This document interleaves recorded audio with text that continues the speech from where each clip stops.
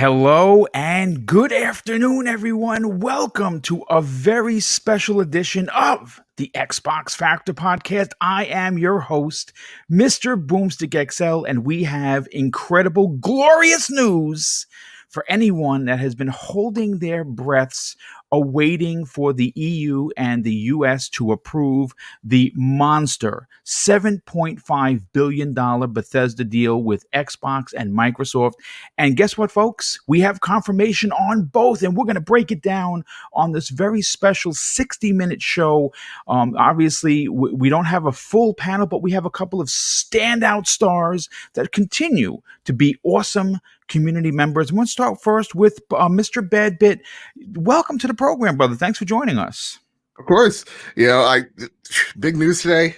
It's exciting, and it's still strange that though we know so much more, it's not so much more. We still got so much mystery as well. Yeah. Which hopefully by the end of the week we'll know the fate of Bethesda. Yeah, no, we certainly will, and we're going to get into that momentarily. Thanks for some information that you provided for me early on in the conversation of you joining us. And next up, rookie sensation making his return once again to the Xbox Factor Podcast. Please welcome Pong Soul. Hey, Boom. Good morning. Happy ZeniMax deal done day, kind of, because we still don't have confirmation from Xbox, but we're here because everything looks in line. And obviously, I'm here just to keep Mr. Badbit from too much Todd Howard slander and keep this day positive. So that's why you brought me in, and I'm here, and I can't wait to talk about this. You know, sadly enough, we don't have Zemi Games, who of course is the who considers Todd Howard his Lord and Savior of the gaming world. But maybe we'll get him in. Obviously, this was like a last minute pop up podcast, but I want to thank everybody that tuned in. I mean, we already have 25 likes before the show we went live, which is pretty dope. And on top of that, we have everyone already waiting. And listen, we're only a couple of minutes in and we got 150 people here, which means that everyone is just as excited as we are. Now, you can see by the screen, I'm playing some Titanfall 2, which I used to be a master on, and I kind of got my ass handed to me like I did during the Halo match, but we won't talk about that today. We will be bringing up what happened this weekend with the Halo charity tournament this Thursday on the Xbox Factor Podcast, when we have two of the four teammates, three of the four teammates with me, Zemi, and Mr. Badbit, who had just, those two guys alone had monstrous games. But folks, listen, we're here to talk about Xbox. We're here to talk about the Bethesda deal. So let's get right into it. Now, look, like I was saying earlier, many gamers in the Xbox universe have been holding their breaths. We have seen lots of highs and lows during this deal. As a matter of fact, we heard last week about a lawsuit that could potentially, quote unquote, hold the deal up. And we also had that confirmed that was not going to be the case. And sure enough, it did not affect the sale of Bethesda to Microsoft. And, late last week, we had the U.S. States Securities and Exchange Commission, the SEC for short, confirm that they are not holding back this deal. They gave them the blessing and they sent them on their way. And as of this morning, we have confirmation that the Bethesda Microsoft deal was in fact approved by the EU without conditions, as it does not raise any serious doubts as to its compatibility with the common market. The acquisition required the EU approval before Microsoft could finalize the Bethesda deal and bring future games to its Xbox Game Pass subscription. Now, here is some information from both the SEC and the EU Commission.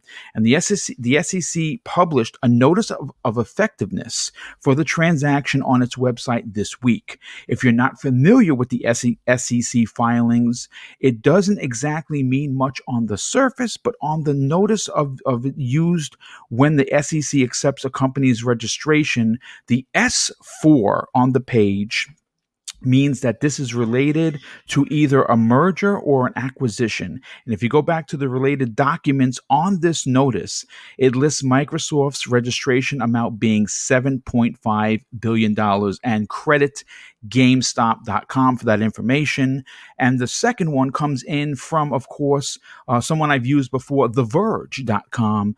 They say this: the Commission, which of course is the EU Commission, concluded that the proposed acquisition would raise no competition concerns, given the combined entity's limited market position upstream and the presence of a strong downstream competitors in the distribution of video games. And this comes directly from the European Commission statement. The transaction was examined under the normal merger review and approved. Now, Joe, listen. Yeah. A lot of this is legal beagle shenanigans, and and there's a lot more that we could have read, but we just kept it simple. We got one from the U.S. commissions, one from the EU commissions. It's been approved. Now Microsoft is putting together what we believe is going to be a show on Thursday. Now, you've said you actually sent me the information. I went and found it, and sure enough, all of the mainstream websites are reporting that Thursday there is going to be some sort of affair. Now, what that affair is going to bring, we don't know, but it's interesting nonetheless. For you personally, how big of a deal is this to get this deal done by the two biggest hurdles, both the U.S. and the EU commissions approving the Microsoft deal? I don't think it was like the biggest, I think the biggest like hurdle that they had to go through. I think that this was going to happen no matter what. So it was just going to take time. It was going to just take a lot of lawyers, and it looks like that's kind of what ended up happening. So to me, it's awesome to see Bethesda now have a long-term partner in gaming. Now that the ZeniMax partners are out and Microsoft is in, I'm curious to see what it spells for not just like the future of Bethesda games, but how Microsoft manages now 30 plus worldwide studios, right?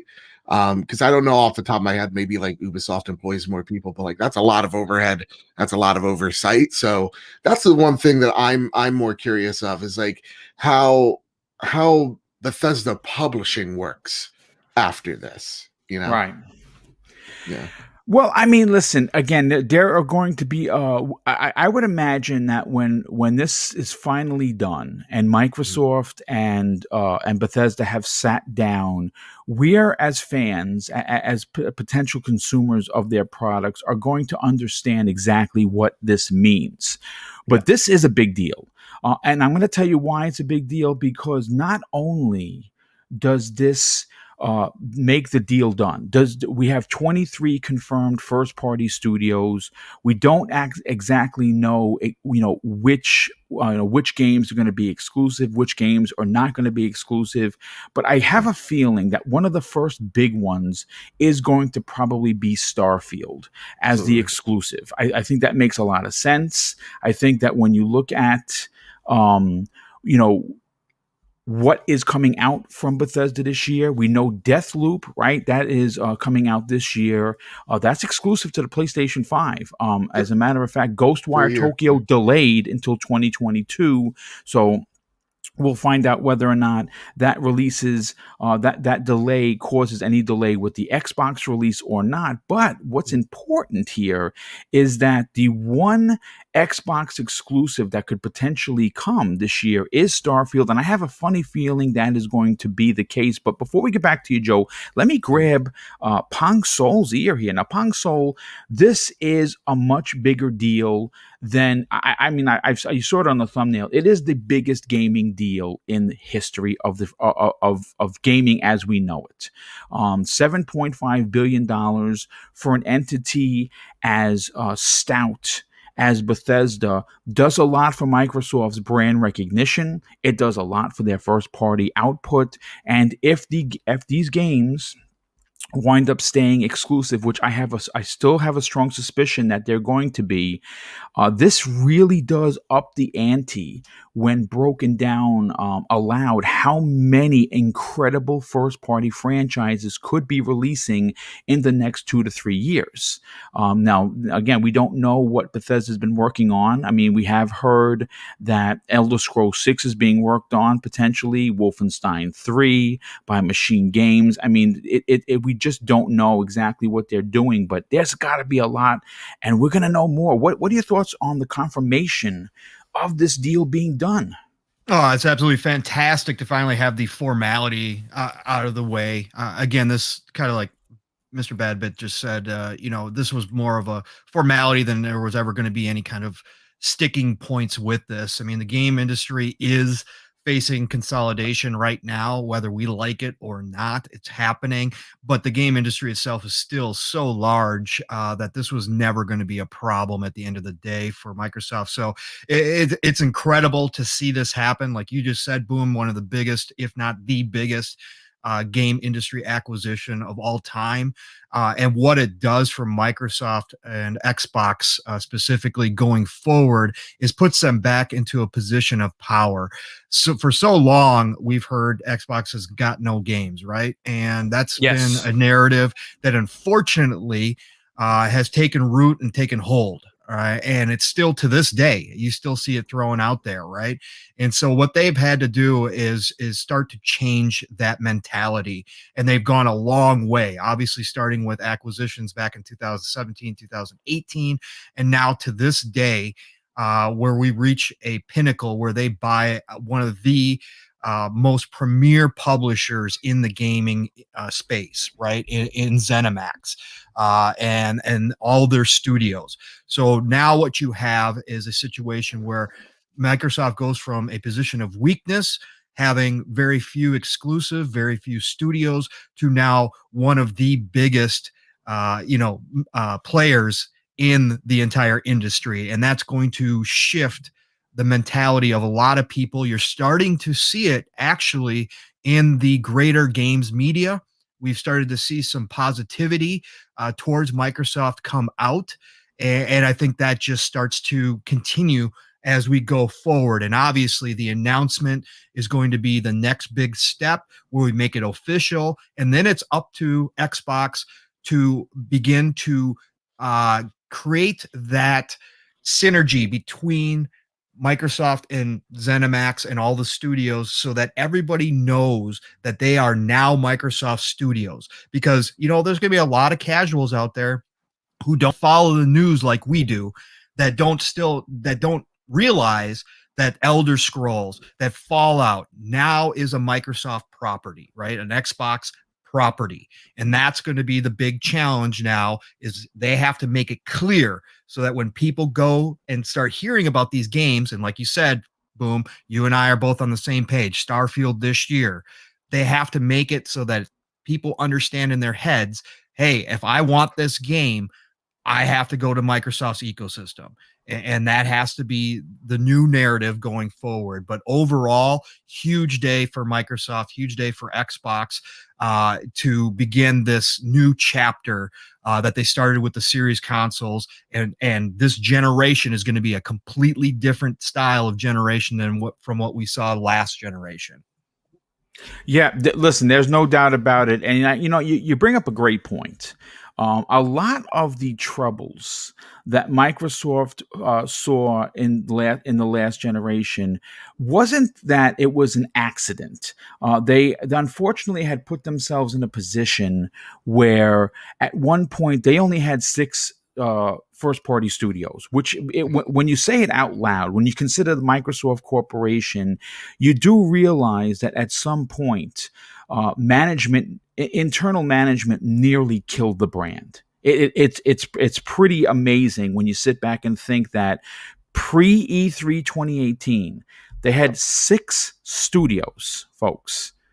And that is why they had to depend on second and third party deals, because they just didn't have the studios. So obviously, post E3 2018, well, with Phil Spencer in charge, this is a much, much different Xbox. And this is an Xbox that I think most gamers, and by the way, we have over 400 people here. This is pretty awesome. Thank you so much for tuning in.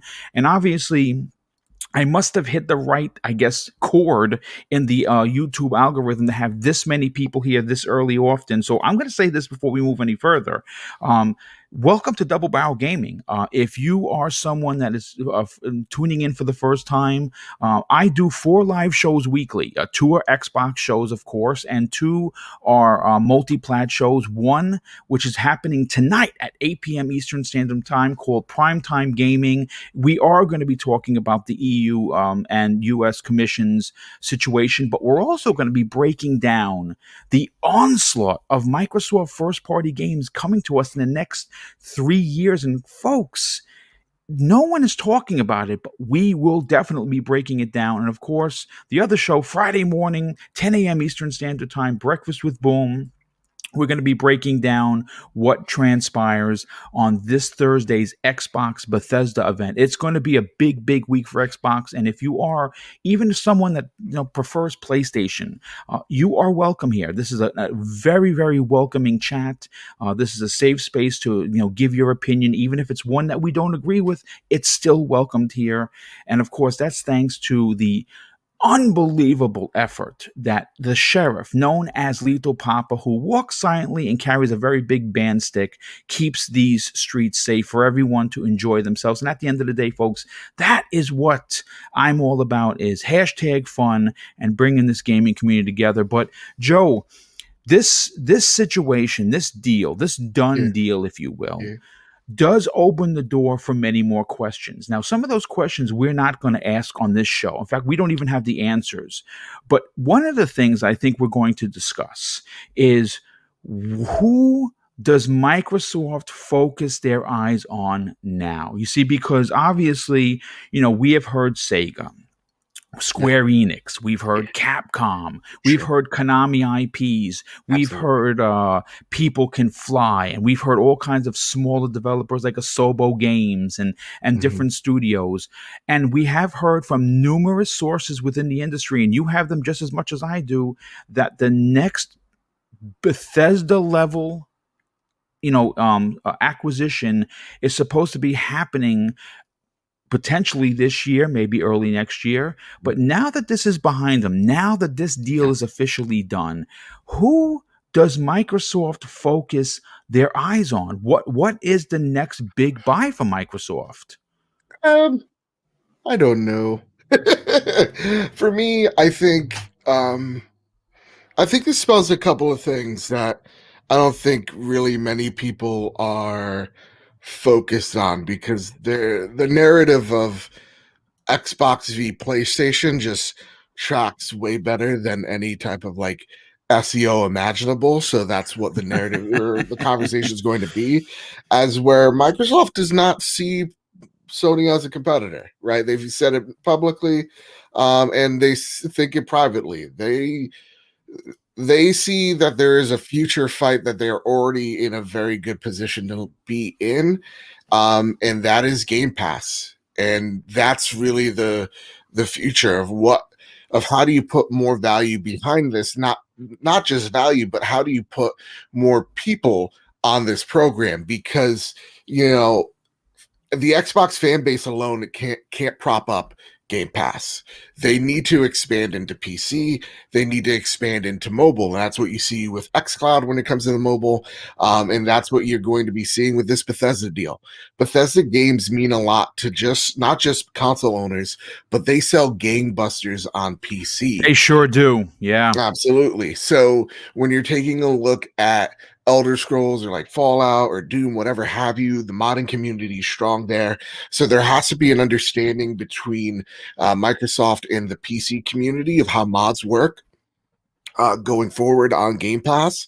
And if there is no big hurdles to jump through, then they're in a really good position to get a value proposition to PC subscribers. Because to be honest, we know how awesome of a value it is on Game Pass is to console owners, but not really translating it to PC as well as I think they can. I think Microsoft's been doing a great job. They were one of the top sellers on Steam this entire year, one of the biggest publishers this year in terms of the PC space.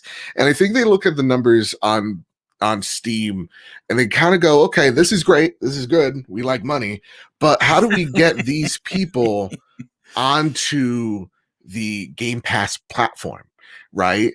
And that's by putting more prominent PC games onto that platform. Yeah. So anything that's going to do that, like I think the obvious answer to a lot of people would be like, oh, just the Valve, Steam, which may just be it. But they really need to make that value proposition. They already got it for consoles. They got to grow it now out to PC in a more cohesive way than I think they have. Because I know a lot of PC players that are just like, yeah, Game Pass is fine. And like a lot of like the console jargon that we throw around, PC players are like, yeah, it's fine, whatever. So like we need to change that, or Microsoft's job is to change that, to now focus that value to PC. And that's how you're going to be growing Game Pass to even more customers down the line. So there's a few hurdles to do that, but that's what I really think the focus is. It's not on PlayStation, because honestly, Microsoft, I feel like, wants to be at a point where they're absolutely unavoidable, not to just like Activision, EA, Ubisoft, but to Nintendo and PlayStation as well. So that's where Microsoft's head is at. You know, that's where I think they need to be. Because it's always fun to answer the question of like, what's the next, dongle that you put into your TV, and that's out there. I think the more realistic and the more the more obvious answer that's kind of hidden between the jargon is, how does Microsoft but advertise Game Pass on PC? And I think the Bethesda deal is the way you do it. You know something? That's a great point, Joe. That's a fantastic point. And, here's the thing. That's what I really love about covering the industry. Before, and many people still in this industry love to do the Xbox versus PlayStation versus Nintendo battle royal, and only one is going to walk out of the ring. And you know something? Sitting back and watching everything transpire, even though they might be similar, all three companies are really walking to their own drum. Nintendo has been walking to their own drum since we had to swing a dongle around as a freaking sword, right? Yeah. Which, by the way, I still play Wii Bowling, and it's my favorite game of all time. Okay. Sony, they're a little late to the party, but Jim Ryan's making some big strides. He's doing some different things for them. Right. Slowly but surely, they're going to come around. And are we ever going to get a PlayStation Greatest Pass? I don't know. I would love that for sure. And because the games are $70 over there, it would be fantastic. I'd even pay $20 a month if I had to, because it would be worth it in the end. But they're coming around. But Microsoft, you got to understand this everything that Microsoft that we see in front of us, they have been in the. This has been going on behind the scenes for quite some time. They've been taking it on the chin with a lot of the bad that started in 2013, right? We obviously, they are recovering from abuse, and abuse comes from where? From the fans, from the haters, and from the actual gaming industry itself. And to be fair, not to kind of just play them as the victim, a lot of what they got was because they were not prepared. They rested laurels on the success of the 360, and unfortunately they pulled what was considered a PlayStation 2 to PlayStation 3, right? They did that. They did a Wii to the Wii U, and we've seen companies turn it around. We've seen Sony dominate with the PS4. We've seen Nintendo dominate with the Switch. And now I think it's time that we're going to see Microsoft dominate with the Xbox Series X and S. And the way they're doing it is pretty impressive. I mean, besides having more money than anybody on the planet, Joe, right? Mm-hmm. They also have their ducks in order. Game Pass is successful. 20 million plus members successful. Xbox Live is more secure than it's ever been. Project xCloud doing gangbuster numbers in where? Asia, where they've always failed. So they are doing some really impressive things. Pangso, let's get your opinion on this. Now, obviously, this is a big hurdle, right? They get this out of the way. The EU approves it. The US approves it. They're doing an event on Thursday. And now I think if they haven't already been in talks with a Sega, with a Square Enix, with a People Can Fly, or name your favorite flavor, I think we're going to see something, maybe not, like next week or even 30 days from now, but I can see as we get closer to E3, we could have another situation where Phil Spencer gets up on stage and says, I want to welcome such and such, such and such, such and such, and names 5 studios that have joined Xbox Game Studios, which again, rumor has it, Pong Soul, that they want to stop at 30, which is 7 more studios than they already have, which in my mind is, I can't even fathom who's next on the watch list for Microsoft. I love to swim in the conspiracy. Well, Speculation Town is always yes. expecting visitors. So the please. Pool. I love this stuff, whether it comes true or not, whether people like it or not. I love it. So yeah, I definitely think this was the first domino that had to fall, and I think they do have a master plan. And I started saying last year that I thought they needed 30 studios, 50 plus teams to make the content that they need going forward to make Game Pass as big as it's going to be. And I think now that this one is done or will be done here very shortly this week, hopefully we get official word. I think they definitely turn their eyes to the Asian market. And I think Phil obviously has already been there plenty of times. I think he has spoken about this at length, about his desire. And I'm not just talking about Japan. I'm talking about the emerging markets in South Korea and even China, right? And I think they want to get in there bad. I think they know that that mobile market over there is huge. I know the consoles probably have a limit. But the mobile market, especially over there, is just absolutely booming. And I think that's where Phil turns his attention to next. And also, as Mr. Badbit said, PC market, right? And now that they have xCloud on PC, I think that, there has been a couple statements made that they want to get some, PC development and get in that space as well. And what would fill that? Sega would fill that for sure, right? Indeed, they sure would. Yeah, absolutely. And we know it's been rumored for a long time. And I don't, with Creative Assembly and the Total War series, especially, it'd be a huge get. I still, for me, I love Sega. I'm Sega for life. Dreamcast is my favorite console. And, mine too. Always. And I still don't know if it's an outright buy on Sega or if it is a deep partnership with them that would make more sense.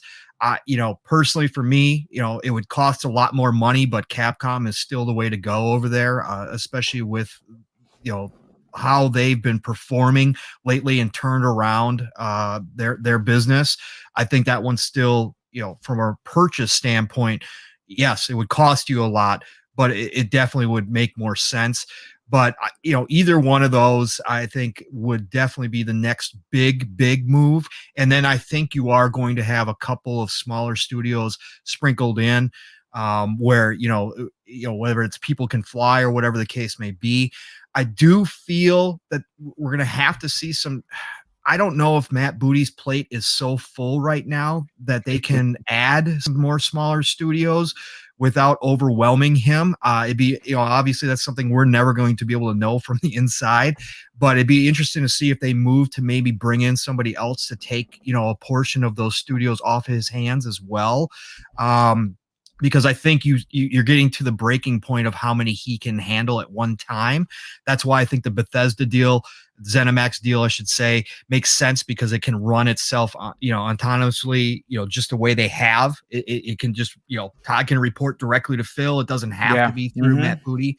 And I think they're very interested in those types of deals because of that fact. So, but yeah, I definitely think they are going to look to the Asian side of things. Those emerging markets are going to be extremely important in their overall goals that they have. And I have to imagine that they've spoken, at length of trying to get as many of the 3 billion people as possible. So that includes that market, and that market is huge compared to when we talk about consoles and even the PC market. The mobile market is huge. Yeah. And so I think they definitely need to get more content that is going to appeal to that side of the world, right? And that's going to mean that they have to move and try to acquire some talent on that side of the world as well. Well, you know what? To that point, it's why I pushed the envelope. I mean, I was looking back. Normally, when I produce these shows, each one of the shows are relatively different than the other, and all of the work. I wish I could say that I had some interns or someone else helping me on the back end of it, but because I don't want to say a control freak. I know how to write these shows. I quite enjoy it. As a matter of fact, I would even dare say that I enjoy writing these shows as much as Joe as playing games. Surprisingly enough, but I before we move forward, the super chats have been nothing short. Like my eyes are rolling in the back of my head because of the generosity. So let me read off some of the super chats, and then we're going to break down why I think that the next one in the field division for Microsoft is Steam. And I'm going to tell you why I believe that. We've talked about this before, but now that this deal is done, now that that Pong Sol and more specifically Joe have broken down the importance of the PC market, really lends me to believe that the announcement that Gabe Newell is retiring, because he's obviously been doing this a very long time, and he's going to want to pass this baby off to someone who isn't going to tarnish what he built. And I think that his relationship with Microsoft, though it has been I would say rocky in the past, has certainly gotten much better. And I think that him and Phil have been talking. I think Phil has gone out to see him, and honestly, I don't have a business major, folks. I'm just a retired New York City police officer who loves video games and this community, right? So now here I am talking in front of a microphone, and I have actually 500 people that are listening, which is still shocking to me. But let me read off some of these super chats. First of all, the first one of the day comes to a very generous friend of the show. Snakewood drops an outstanding $5 super chat, and he simply says, "Here's to another great show." Well, thank you, my friend. I definitely appreciate that.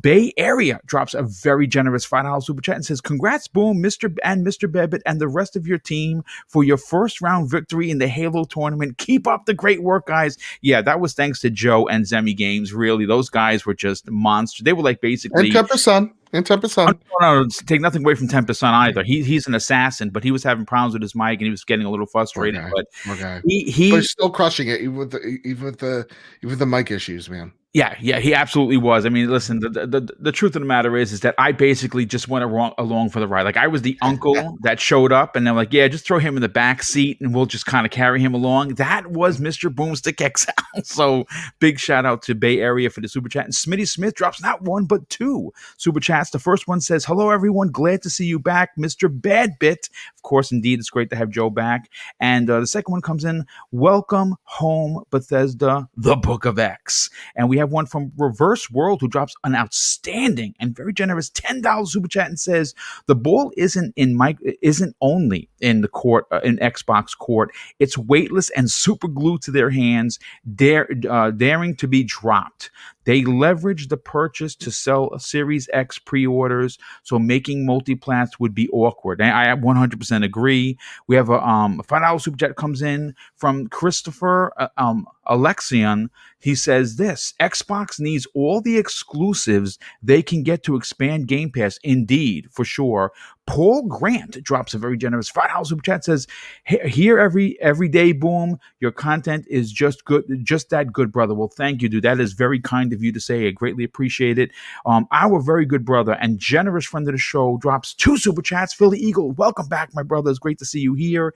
He says this: "Xbox XGX exclusivity does not mean Xbox consoles. It means PS, xCloud, mobile, and Xbox console. Not a fan of exclusives, but they need to go exclusive with this." Yes, he says PC, not PlayStation. Yeah, I know what you meant, brother. Thank you so much. Yeah, as a matter of fact, see that. And DJ Birdo DOS drops a very generous $5 super chat and says, "Boom, I was waiting for 8 p.m., but this is good. I can't complain. 2 podcasts on Monday. It doesn't get better than this." Well, thank you so much for that. And we also had a few come in on the back end. Let me just catch up on those.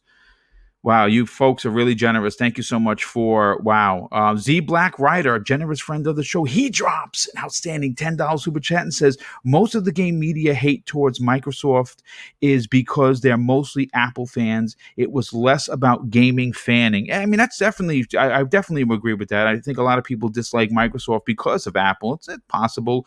Michael Cullivan. A lot of people I know are Android users. Oh, so maybe that's why they have no taste. Well, listen, I'm an Android user. I'm sorry. I don't like Apple. My brother's been trying to convert me for years. Sorry, Neo Mental, you still failed. Michael Kullick drops a very generous $5 super chat and says, my position on this, Remedy should be Microsoft's next target. Would be nice if they also saved BioWare from EA. Man, dude, listen, I don't know what's happening with BioWare, but I'll say this. As someone who has been covering this for 3 years and has seen BioWare really take a dump, I'm nervous for that company. I think that if they don't stick the landing with the next Mass Effect, not the remake, because the remake is easy. I'm not saying it's easy to develop. I'm saying that we're all going to buy that. I'm buying the helmet. Come on, everyone, we're going to be wearing the helmet when we talk about it. But they need to stick the landing with Mass Effect and Dragon Age. If they don't, I got news for you, man. We've seen EA close studios for less, folks, and that would be disastrous if that happened.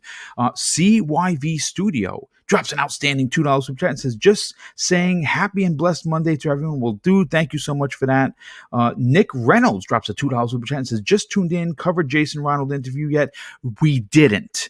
That was yesterday. Man, my God, what an interview with the Iron Lords podcast. I mean, Jason Ronald, those guys are killing it over there. And obviously, if you missed that, head over to the Iron Lords podcast on YouTube and give that a view for sure. We also have Wilder Van Putten drops a very generous $5 super chat and says, great show as always, Boom. Well, dude, thank you so much for that. Now let's get into the weeds, so to speak, of why I think that Microsoft's next big deal is, of course, Valve. Joe, going to you on this, the reason why I think there is a lot to what you had to say earlier, but I kind of want you to kind of really drive drive it home a bit. PC is the biggest market in gaming. And that's not a lie. That's not a stretch of the truth. That's not even an assumption. That is fact. There are more PC gamers than Nintendo, Sony, PlayStation, and Xbox gamers combined. That is just a fact. And right now, even as we speak, Bethesda, even though they've had some troubles, you know what I'm saying? But they've turned some things around, are still beloved by the PC community. Now, granted, there are going to be some people that feel like Microsoft has become too powerful, but I got to say this.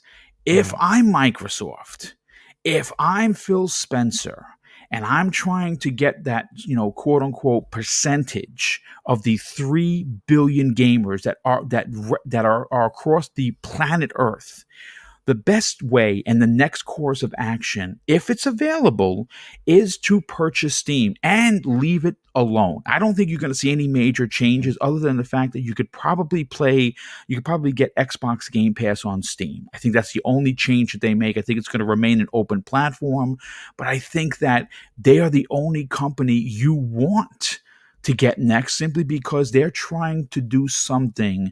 I mean, if you think about it, and again, this is just right now we're in speculation town, right? We have no idea if this is going to. We're living here right now. Yeah, we're basically we just moved in, right?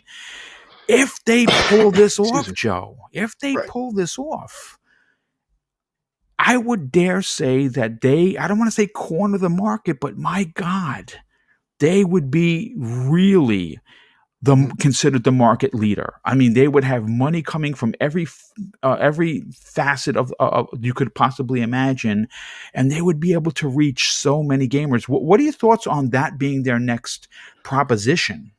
Again, makes sense, because I think a lot of people, we've lost track. It's we not have Xbox. Yeah, it's not Xbox versus PlayStation. Like, honest to goodness, like, because I won't be on tonight's show. Whether it's, if Bethesda games remain on PlayStation or don't, honest to goodness, if Xbox games sorry, if Bethesda games, uh, are exclusive to Xbox and not to PlayStation, it doesn't show anything other than the power of Game Pass.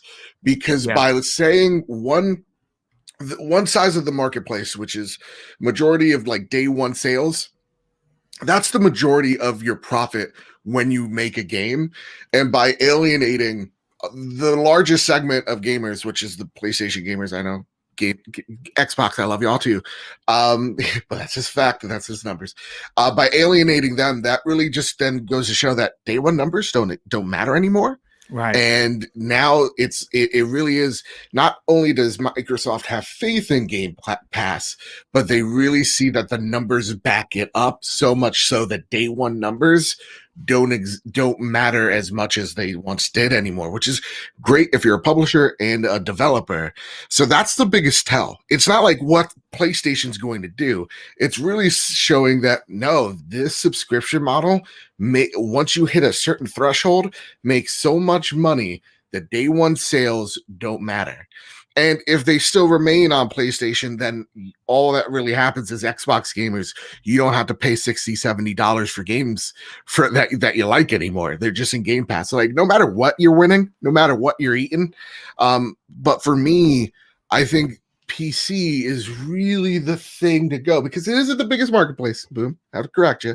It is though bigger than Xbox, PlayStation, and Nintendo. So I would imagine that you're saying the mobile market is bigger. Yeah, you know what I mean. Like it's almost half the market. Yeah, you know what I probably should have said that, Joe, because you got hype in front of you. Don't worry, I get it. Yeah. I get it. So listen, we're all excited here, and honestly, Boom, I think you are dead right on something here. Because when I'm taking a look at the PC marketplace, right, this is as of 2019. $35 billion.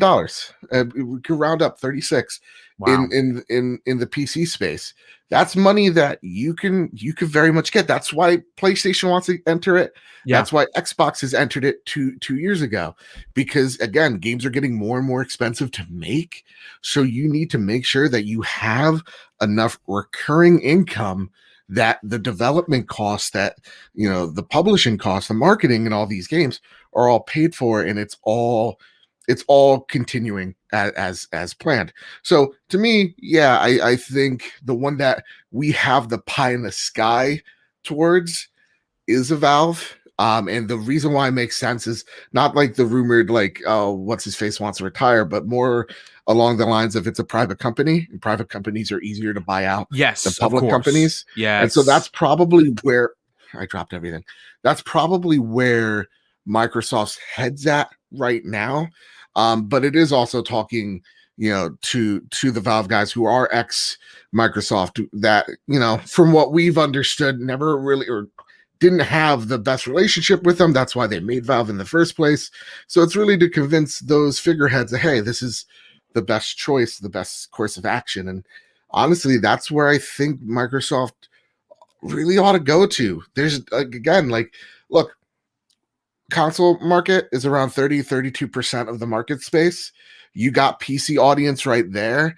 Yeah, capitalize on that and then incentivize mobile people by just the convenience of it with xCloud. So I definitely think that would be like the one one that I would go for if I was Phil Spencer. But again, I don't have a business degree too. I just have a marketing PR degree, so it's that's more than I do. I don't have any paperwork other than the fact that says that you conducted 21 years as a New York City police officer. Welcome to retirement. That's about what I have. So exactly. And I'm happy. Yeah. I was able to serve my community for over 20 years, and I loved every minute of it. And honestly, the one thing that you can do as well to help the PC market grow as well is, start advertising Game Pass PC. I agree. The way you advertise Xbox on console. So honestly, what's wrong with giving someone with a Surface tab, giving them a couple months of Game Pass for free? Throwing in a bundled controller. It literally I put it to this way, very similar to Solitaire, which comes with everything. Yeah. Xbox Game Pass should be logistically come with everything, even phones, especially Samsung phones, simply because they have a partnership with them to put that app on every TV. LG as well. So I mean, I think you're onto something here. I think that the way they do things is to get the Xbox in the mindset of everyone. Everything that you buy somehow or another is laced with Xbox in one way or another. And Absolutely. like I said, it's their way of getting into again the casual market. I think people don't understand the significance of how important the casual market is for just everyone, not just Sony, not just Nintendo, not PC, and certainly not just Xbox. It is a big, big deal because they are 85 to 90% of your base. On pick any platform, I can guarantee you, if you were to break down the numbers, it is the casual market Yeah. that rules And also, I've seen supreme. some people go with the Surface tab. What I'm saying, y'all, let's take a step back here. Let's not be too literal and concrete with my language. Is take a Game Pass, market it towards XCloud, right? Look, TVs can't run Xbox, but they can run XCloud, right? We saw that the app a few years, 2020 feels like years. You could run XCloud on TVs. Who's to say you can't run that on PCs, right? And we've even seen, I think, not because the words are escaping me, but we've seen xCloud for Microsoft computers out in the wild already, and they're saying that it looks like it's pretty much just the Android, interface on top of or system on top of this Windows one. So it could be done. It's not crazy anymore. Cloud computing has gotten there, y'all. So Yeah. yeah, like what is the problem by saying, hey, listen, internet connection varies, but this thing could run on your Surface. This thing could run on whatever god Oh, god I've awful actually Android's had a running right. Surface prior. I had a Surface prior that I used to run this show on Yeah. before Mrs. Boomstick got me a beefy pewter, and Mhm. I used to run games from Xbox Game Pass on my Surface Pro Yeah. 4, so it Yeah. can be done. Yeah. So like honestly, to me, it's not about exclusivity to me. It's really about that's like the important thing to me. It's really like how do we get Game Pass to even more places? That's the exciting question for me. Because honestly, like what happens if Xbox or Bethesda games are exclusive to Xbox? Well, the only answer for me is like, okay, so I just You play play it them on on Xbox. I play it Yeah, on my Series X. Cool. yeah. Like that the answer is already so concrete right in front of you. It's not a fun topic. To me, what's cooler? It's thinking outside the box of like, how do we get Game Pass on like a Mac? How would it end up on a PlayStation or a Nintendo's console? Like those questions seem crazy, but they're not actually out of the realm of possibility. And that's the thing that I think we can't miss on when it comes to like what marketplace Microsoft ought to attack, because we ain't business majors or whatnot, but it definitely screams PC, and I think it can happen, man. Yeah, no, absolutely. I Poncho, can. let's get your opinion on this, brother. You've heard what we had to say about the potential of Gabe Newell retiring, and of course Microsoft picking up the reins and owning Steam. We have heard numerous times from several high-profile insiders that the quote unquote Bethesda level purchase is coming. And now we're starting to hear rumblings that it could potentially be Steam. What would that do for Team Green over in Redmont? I knew you were going to go this route. That's why I kind of left it out there for you, Boom, because we had talked about this on a previous show as well. And I'm in full agreement. I believe that deal will happen. I don't think it'll happen as soon as this year. I think this is a couple years down the road because I don't think Gabe's ready quite yet to retire and be done with it. So I think we're going to see this, probably closer to mid-gen possibly, but I think it definitely is a real possibility. This would be a Microsoft acquisition as much as it would be an Xbox acquisition because of everything that's already been stated, right? So when you're talking about the PC market as a whole, it is so large that, I think Microsoft itself, right? If Satya is in this full, right? He's all in on gaming, right? Which we believe he is at this point, and from all the deals, including the ZeniMax deal, it says that he is, right. That Phil convinced him that gaming is a future staple of Microsoft as a whole. It's going to be one of their pillars if it's not already is, which it seems to be, because Phil has a seat at the big boy table. So if they are going to do this and they are going all in, the one thing we know about Microsoft is that the Microsoft of old is still there. The dominating force, because it's almost a $2 trillion company, that power is still there. And they may go about things differently than they used to when they were getting sued nonstop, but they still, once they make a concrete decision and once the board is all on and the investors are understanding where it's going, they go full bore. And I believe that that kind of purchase would solidify that they want gaming to be a mainstay of Microsoft in general. So I think that that makes a lot of sense. And from Gabe's point of view, like you stated, Boom, and like I stated on your when we talked about it previously, is that Gabe definitely wants to hand his baby off to somebody he trusts. Gabe and Microsoft had a rocky relationship. Obviously, a lot of the younger folks may not realize that Gabe did work for Microsoft at one point. Yep. And then when he left, it was not a good departure. Let's just put it that way. And for a lot of years, he had a lot of resentment. It seems like a lot of those bridges have been repaired. We know Phil and him have had talks and have been working together more and more. And I think Phil is more comfortable with where Microsoft is at and the leadership that now is in position, including Satya, that he would be more apt to give it off to somebody like a Microsoft to take care of once he decides that it's time for him to ride into the sunset and do whatever he wants to do. So I think this is a good move overall. It would be a fantastic statement that they are here to stay. And I think they're also looking, again, these people get paid a lot of money. We all love to be armchair CEOs or whatever you want to call it and speculate on all this stuff. But these people are getting paid a lot of money and the investors expect a lot in return, but they're thinking 10, 15, 20 years down the road. Yes. Yep. And they're projecting out where it's going to head. And we've already seen now with the new consoles, the merging of PC and consoles are closer than ever, right? The technology itself that's in these boxes is very PC, right? And it used to be that it was completely two different things, right? But now we're seeing that merge. And I think down the road, I think Microsoft realizes that that gap is only going to get closer and closer together to maybe the point where we don't even think of anything different between console and PC. There's certainly a possibility down the road that that happens and that we are just gaming on a rig.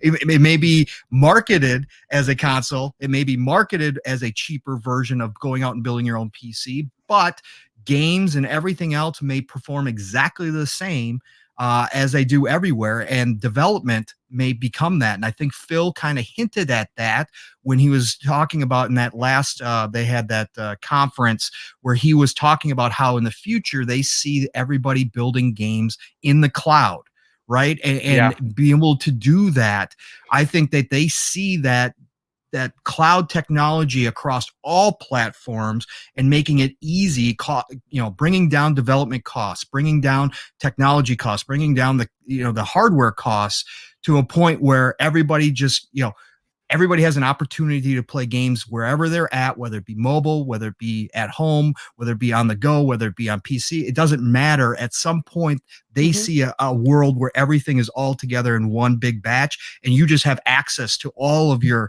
content anywhere you are. And so I think that buying Valve itself being able to integrate even further into Steam. Of course, they would have to be careful because the Steam people are very, very loyal, very protective. Yes, and protective of what they have there, and a lot of them don't like Microsoft.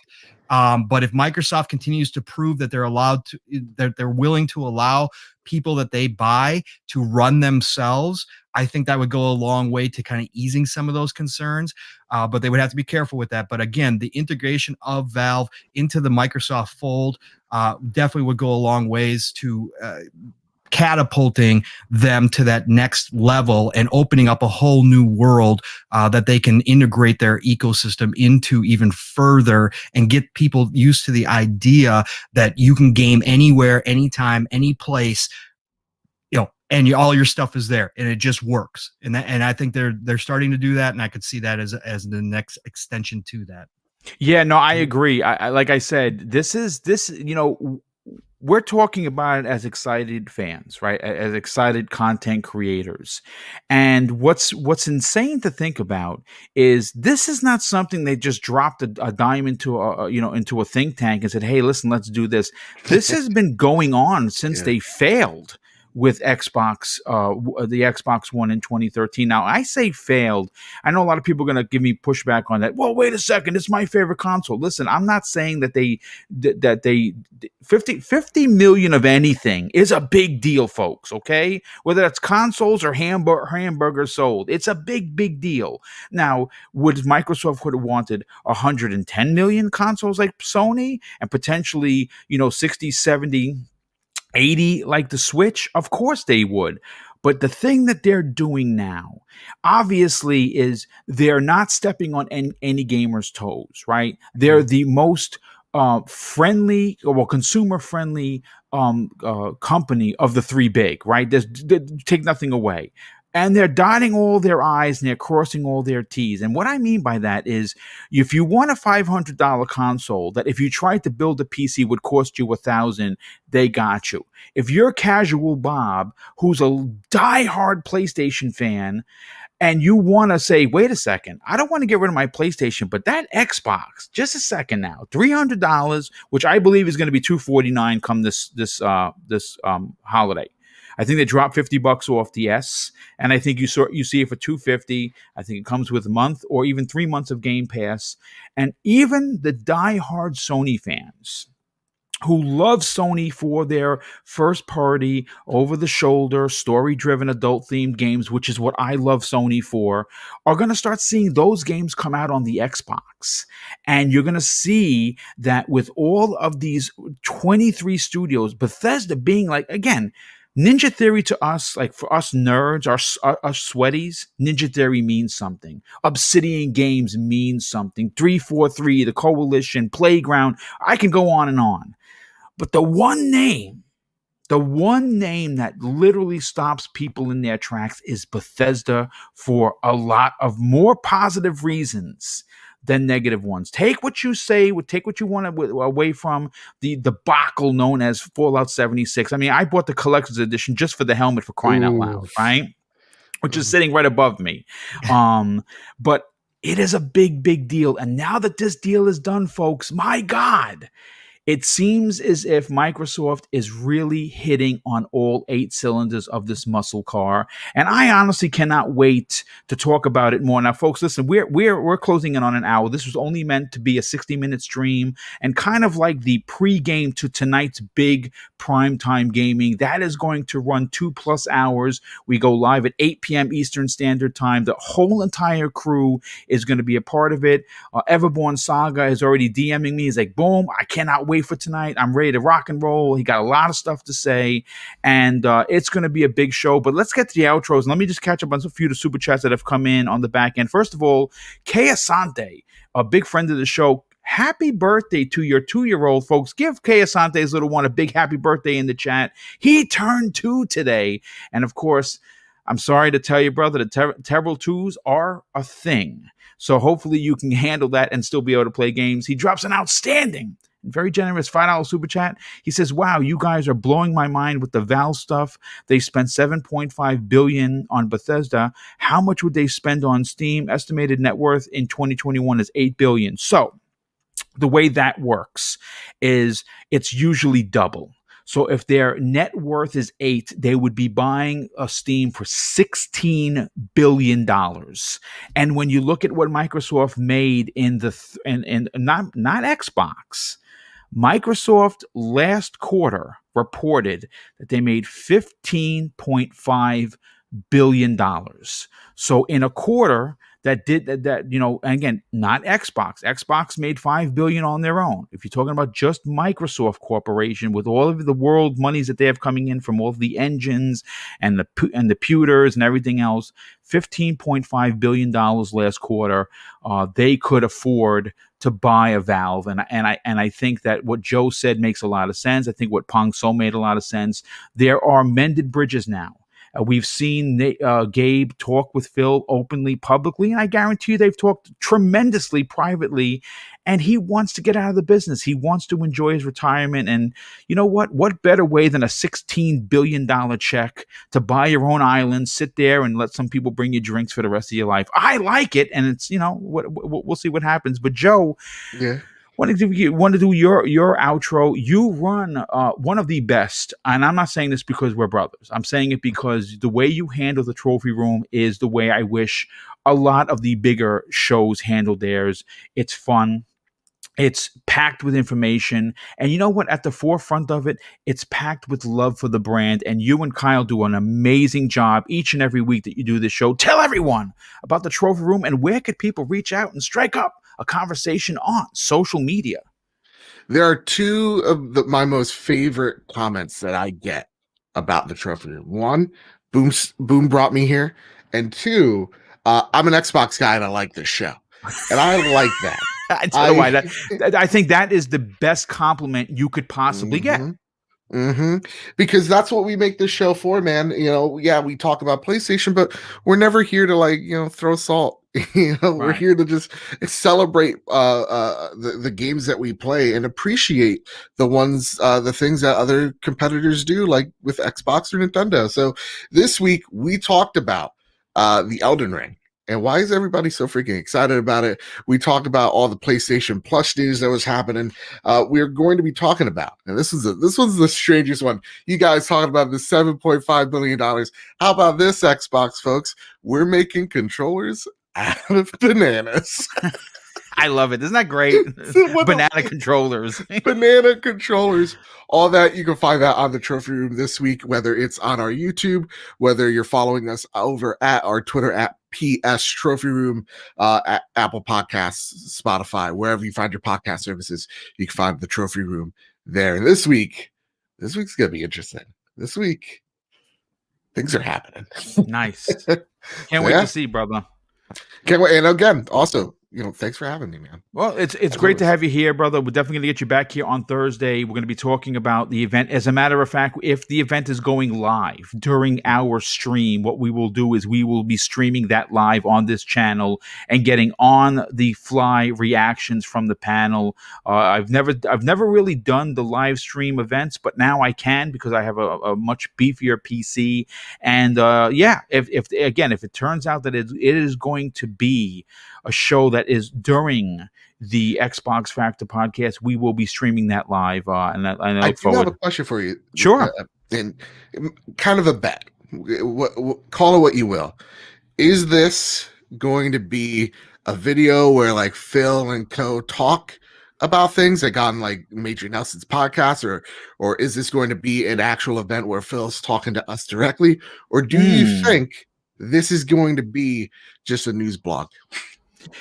You know what? I don't think it's going to be like an Xbox Wire article. I think it's going to be more than that because of the substantial size of both Microsoft and Bethesda. I don't know if it's going to be a live stream event as opposed to maybe they're setting up and doing the video today or tomorrow, posting it live on and again, folks, if that in fact is the case, we will play that video live for you guys to for you to see here, and then we will break down what was said. I'm not expecting like, hey, we're going to show you a new IP. I think what they're going to basically break down is what exactly this merger means to the gamers, and I think we'll get some we might, again, I don't know, further communication on what what's exclusive, what exclusive means, and how that is going to be handled. But I can guarantee you that Todd Howard will be a part of that conversation. I can guarantee that Phil Spencer will be a part of that conversation. We may even hear something from Matt Booty. We may even hear something from Aaron Greenberg. Who knows? But it's going to be interesting. But Joe, thanks so much for being here, brother. And Pong So, brother, thanks so much for jumping in. Definitely appreciate you being here. And tell everyone what shows you're on, and more importantly, where could people reach out and strike up a conversation on social media? Absolutely. Thanks again, Boom, for the invite. You know, I'm always going to try to play hooky from work if I can when you invite me. So here I am. Absolutely. You can find me Pong Soul everywhere. Go ahead and follow me. I'll follow you back. Can't wait for your show, Boom. I hope you get to do something live. That's going to be sweet. Otherwise, you can find me on the Xbox Ultimate podcast on Friday nights starting at 9 p.m. Eastern Standard Time. That's with Fun Speculation, aka Mav, Caitlin, and 3-Bit. And we just added Psychonauts to the group as well. Dude. So yeah, Nice. absolutely. And hopefully at some point Assassin Lupa will get back. But yeah, great show, positive show like you do here, Boom. We don't play the console war stuff. It's just a great show. So check us out there. Otherwise, the Shop podcast as well on Saturday nights with PTK Blam, and we are celebrating his 200th. Yes, that's right. 200th show, which is crazy. We're going to have giveaways. Anybody who doesn't know about it, look up PTK Blam on Twitter. He's already tweeted out about the show and follow the directions there if you want to be included in the giveaways. But it's a big deal, and that's also with Fuzzy Belvedere, Centurion, and Stagorilla. So you can see us there 8 p.m. Eastern Standard Times on Saturday nights. It's a shorter show. We try to get through a bunch of topics. We talk everything. We even talk some Nintendo every once in a while. So go ahead and give us a look. I think you'll like what you see there. And then, you know what? Never know where I show up next. So again, just like today, here I am. So, but appreciate you all. Chat, some awesome discussions in there. I'm glad we could stimulate some conversation about this. This is a big week for the gaming industry as a whole. It's an exciting time to be a gamer. We are coming into the golden age of gaming, as Indeed. I like to say. This industry is healthier than it ever has been, and we need to keep it that way. But man, we're going to see some great things. So glad to see you all here. Thank you for coming out and supporting us, and appreciate it. Well, thanks so much for being here, brother. Definitely appreciate that. And of course, I just have to give a huge shout out to the generosity. My God. I mean, I literally lost count of how many super chats came in. And that is honestly, from the bottom of my heart, truly, truly an amazing thing. Like I said, we do this for the love of gaming. We do this for the love of the community. It is at the forefront of how I built this channel and how I handle myself as, I'm even embarrassed to say it, a personality, if you will. And I'm glad that you feel that the work that I do on a weekly basis is worthy of your money, because again, I don't do it for that. I certainly definitely appreciate the generosity. And we will see you back tonight at 8 p.m. Eastern Standard Time on the outstanding new episode of Primetime Gaming with Mr. Boomstick and Friends. It is going to be an epic show, lots of Xbox talk, and of course, all your favorite panel members will be returning. No guests tonight because, quite frankly, the conversation is so stacked we didn't have room for a guest. But listen, we'll see you tonight. Everyone, enjoy gaming, and I'm going to close out with something that's important to me. Hopefully one day it'll be important to you, and that's something that my father taught us when we were kids, and I think now more than ever it's super important. And he used to say, son, treat others how you want to be treated, and also it doesn't cost anything to be nice. You live by those rules, and I can guarantee you you're going to have an awesome day. So take care, everyone, and we'll see you tonight at 8 p.m. Eastern Standard Time on the newest episode of Primetime Gaming with Mr. Boomstick and Friends. Take care, everyone, and be safe. Later.